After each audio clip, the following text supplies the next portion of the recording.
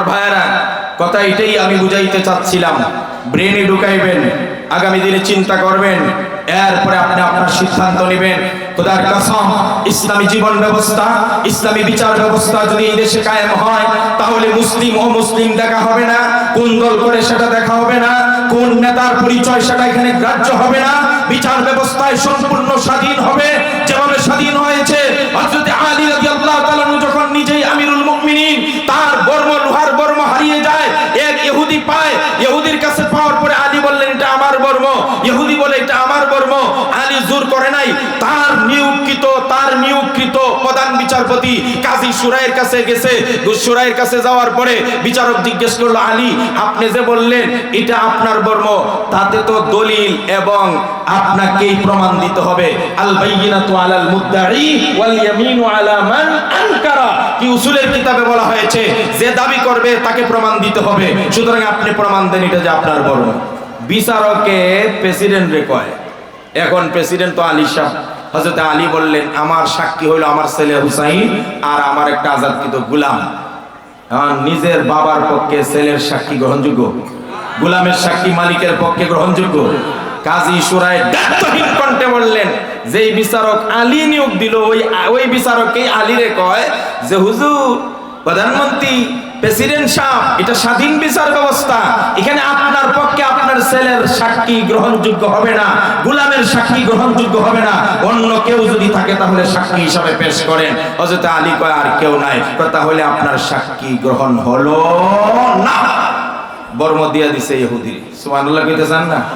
আর জোরে কোন, যদি আমার নিয়োগকৃত কোনো প্রধান বিচারপতি আমার বিপক্ষে রায় দিত, তাহলে সিনহায় তো মোটামুটি দেশ ছাইরা বিদেশে গিয়ে আত্মরক্ষা হয়েছে। আমরা যদি আমার বিচারপতি আমার বিরুদ্ধে রায় দিত, আমার পরিবারের বিরুদ্ধে রায় দিত, আমার ছেলের বিপক্ষে রায় দিত, তাহলে তাকে টুকরা টুকরা করে ফেলতাম, দুনিয়ার কোনো মানুষই জানতো না, তার অস্তিত্বেরই খবর পাইতো না। কথা কোন ঠিক? কিন্তু সেখানে দায়িত্বহীন কণ্ঠে আলীকে বললেন, আলী এই বর্ম আপনার না, এটা ইহুদির, আপনি প্রমাণ দিতে ব্যর্থ হয়েছে। আর আলীর কিছু করার নেই। দেখেন ইসলামী বিচার ব্যবস্থা। যখন আলী বললেন ঠিক আছে বিচারপতি সাহেব মেনে নিলাম, ইহুদি তখন চিন্তা করলো, ওরে সুবহানাল্লাহ, যেই ধর্মে বিচার ব্যবস্থা এতটা স্বাধীন, এতটা স্বচ্ছ, যে আপন বিচারপতি তার যে তাকে নিয়োগ দিল ওই বাদশার বিরুদ্ধে রায় দেয়, আর বাদশা কিছু কয় না, মেনে নেয়, এমন ইসলাম আর জীবন ব্যবস্থা থেকে আমি বঞ্চিত থাকবো কেমনে? এক্ষুনি আমি পড়ে নিচ্ছি, লা ইলাহা ইল্লাল্লাহু মুহাম্মাদুর রাসূলুল্লাহ, মুহাম্মদ সাল্লাল্লাহু আলাইহি ওয়াসাল্লাম। ও আমার ভাইরা, আমার মেসেজটা এটাই ছিল। আপনি চিন্তা করেন, আপনি বুঝেন যে ইসলাম কতটা পারফেক্ট ধর্ম। আল ইসলাম আদ-দীনু, আল্লাহ রাব্বুল আলামিন বলছেন ইন্নাদ দীনা ইনদাল্লাহিল ইসলাম, একমাত্র মনোনীত ধর্মের নাম কি? ইসলাম। আচ্ছা, অনেক ভাইরা দাঁড়ানো, একটু জায়গা কি করে দেওয়া যায়? ফাঁকে ফাঁকে কি জায়গা আছে? থাকলে একটু হিম্মত করেন তো, যার সামনে 1 ইঞ্চি জায়গা আছে কেউ যেন আমরা খালি জায়গা না রাখি।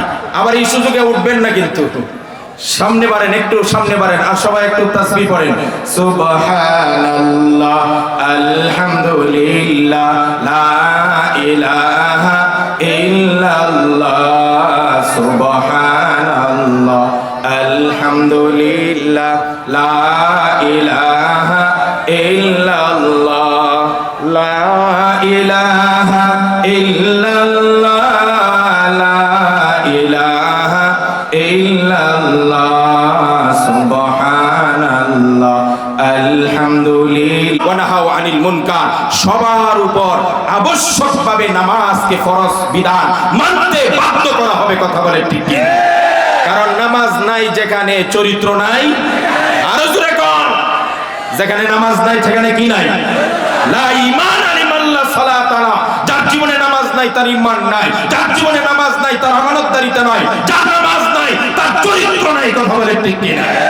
এজন্য ইসলামী রাষ্ট্র ব্যবস্থায় 1 নম্বরে নামাজ অপরিহার্য, 2 নম্বর হলো আতাউজ যাকাত, যাকাতের সুষ্ঠু উত্তোলন, সুষম বিতরণ, সুষ্ঠুভাবে উত্তোলন করা হবে আর একেবারে ইনসাফের সাথে বিতরণ করা হবে। কিভাবে বিতরণ করবে? মাঝে মাঝে ত্রাণের টিন পাশের বাড়ির কচুরি পানার নিচেও পাওয়া যায়, আছে না নাই?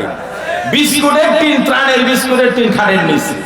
এই জাতির কপালে যে কি দুর্ভোগ আছে! আহারে! কিন্তু ইসলামী অর্থনীতির মানদণ্ড হলো যাকাত।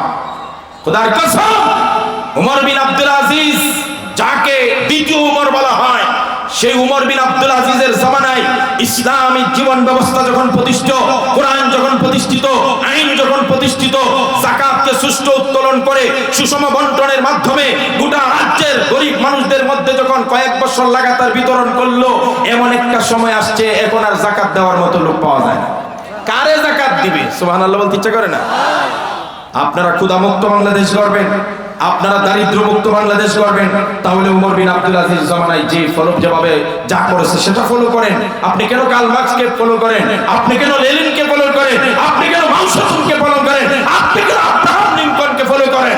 আপনি উমরের রাষ্ট্র ব্যবস্থা দেখবেন, আপনি উমর বিন আব্দুল আজিজের রাষ্ট্র ব্যবস্থার সুফল দেখবেন। কথা বলেন ঠিক কিনা?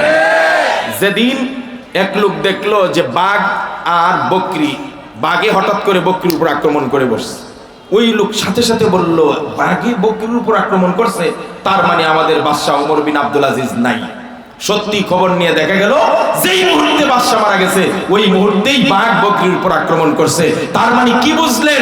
মানুষ মানুষকে হত্যা করবে দূরের কথা, মানুষ চুরি করবে দূরের কথা, দুর্নীতি করবে দূরের কথা, সুদ করবে দূরের কথা, দর্শন করবে দূরের কথা, মদ পান করবে দূরের কথা, ইসলামী জীবন ব্যবস্থা কায়েম হলে উমর বিন আব্দুল আজিজের জমানার মতো বাঘ পর্যন্ত বকরির উপর আক্রমণ করবে না। এটা সোনালী ইতিহাস আমাদের। বেটা যুবক, কার ইতিহাস পড়ো? সারা জীবন খালি হুমায়ুন আহমদের অশ্লীল বই নিয়ে পড়ে থাকোস না?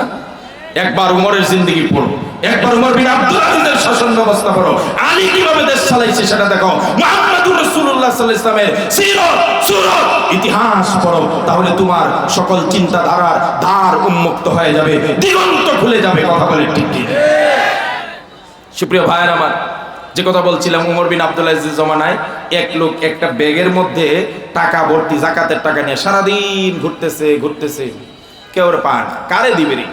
বাজারে গিয়ে এক লোককে দেখলো, অবস্থা খারাপ করে, ভাই আমার যাকাতের টাকাটা নেন। ভাই গতকালকে যদি দিতেন তাহলে নিতে পারতাম, আমার এত বেশি যাকাত পাইছি বছর, আমার আর লাগতো না। জান সুবহানাল্লাহ কয় না? এটা কি বাংলাদেশে আপনারা স্বপ্ন দেখেন? হ্যাঁ, এটার নাম ইসলাম, এটার নাম আল ইসলাম ইয়ালু ওয়ালা ইউলা। ইসলাম চির উন্নত থাকবে, তাকে কেউ দমিয়ে রাখতে পারবে। যাই হোক, ঘটনা শেষ করে দেই। এরপরে ওই লোক ঘুরতে ব্যাগ ভর্তি টাকা নিয়ে হঠাৎ দেখে গাছের নিচে এক লোক বিশাল বড় বস্তা মাথার নিচে দিয়া ঘুমাইতেছে। কই পাইছি, যাক শেষ পর্যন্ত একটা টুকাই পাইছি, এতিরে যাকাত দিয়ে আমি আল্লাহর রাস্তায় কেটে পড়বো। তো লোক তো ঘুমাইতেছে, এরা ডাক দেয় না, বসে রয়েছে, অপেক্ষা করতেছে কখন উঠবে। কিছুক্ষণ পরে উঠছে, উঠার সাথে সাথে ভাই আমার বিপদ থেকে উদ্ধার করবে। কি হয়েছে? সারা রাতে যাকাতের টাকা ব্যাগে ভর্তি করে নিয়ে ঘুরতেছি, কাউরে পাই না, দয়া করে আপনি নেন আর আমারে মুক্তি দেন। এখন বস্তা মাথায় দিয়া যে ব্যক্তি ঘুমাই রয়েছে, এত মনে করছি এটার মধ্যে কাগজ টুকায়, টুকাই ঘুমাই রয়েছে। এই লোক এই বড় বড় চোখ দিয়া কয়, পাগলামি করার জায়গা পাও না? কি মনে করছো আমাকে টুকাই মনে হয়? তোমার ব্যাগের মধ্যে কয় টাকা আছে? এই যে রাস্তা দেখছো, গোটা বস্তা ভর্তি যাকাতের টাকা নিয়া আমি ঘুরতেছি, কাউরে পাই না, আর আমারে আসছে সে যাকাত দিতে। আল্লাহু আকবার বলতে ইচ্ছা করে না? আল্লাহ কয়, আল্লাযীনা মাক্কান্নাহুম ফিল আরদ আকামুস সালাত ওয়া আতাউজ যাকাত। আল্লাহু আকবার আবার বলে। এই ধরনের বয়ান, আমার তো বয়ান সব সময় শুনেন, আমি যদি বয়ান করে কাটাই দিই, কইব সভাপতি